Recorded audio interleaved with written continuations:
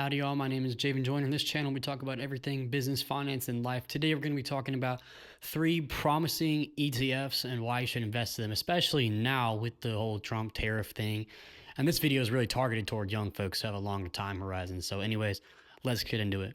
First ETF is going to be SPY or SPY. It's just a standard ETF that tracks the S&P 500. Real basic. Warren Buffett will swear by the S&P 500. He's a great guy to follow advice from. His results speak for himself. Even if we look at right now, this whole stock market dip, Warren Buffett stayed about, I think, $15 billion in the positive. That might be wrong. It might be less than that. I'm probably capping. And every other well-known investor, Musk, et cetera, they're down a bunch. Definitely wasn't insider trading, wink, wink. Seriously? Seriously. I don't know, but the point remains, his advice is great. He swears by the S&P 500, and SPY, I'll pop the chart up right here, has been proven to have around that 8.5 to 10% gain every single year. There's a few years that it didn't work out, but it's steady, it's great, it maintains, and I also like the way it's divided up with the tech and consumer goods being at the top end of the spectrum as the S&P reflects. Yeah, it's just a great ETF overall, and I would recommend anybody with a long time horizon like myself to get into it, not looking at trading or anything like that.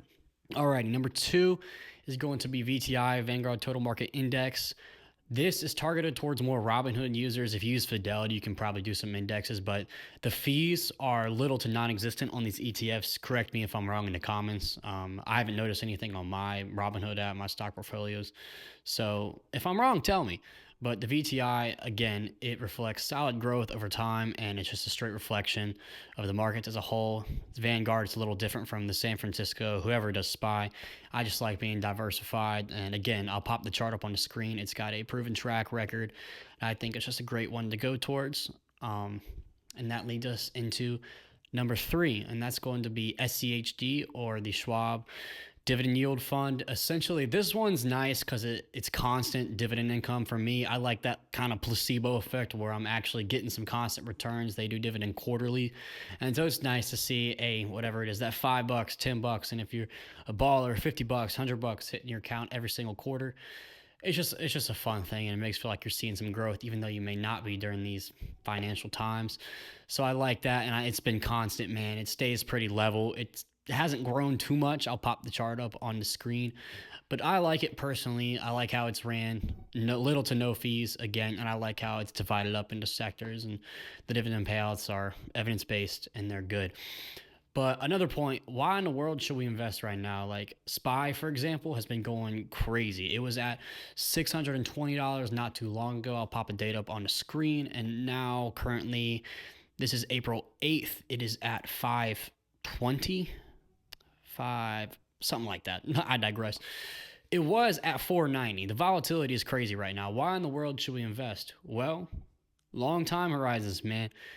These charts and these stocks, these ETFs, whatever, are proven to grow over time. Unless a world war breaks out, God forbid, these things are not going to go tumbling down. I promise you. They're going to maintain, especially if you're like me. I'm 19 years old. I'm investing for the long term. I don't really have a specific year in mind, but I'm trying to get some financial security for my family. And if you want that, this is a great thing to do, honestly. And I'll pop an Investopedia article on the screen that explains why in the world we should invest right now versus in the past. You can buy low and eventually sell high. I know that's not a long-term mindset. It's more of a short-term mindset. But if you can compound in,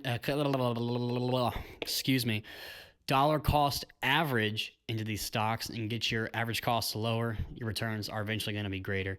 Timing the market beats timing the market, if that makes sense.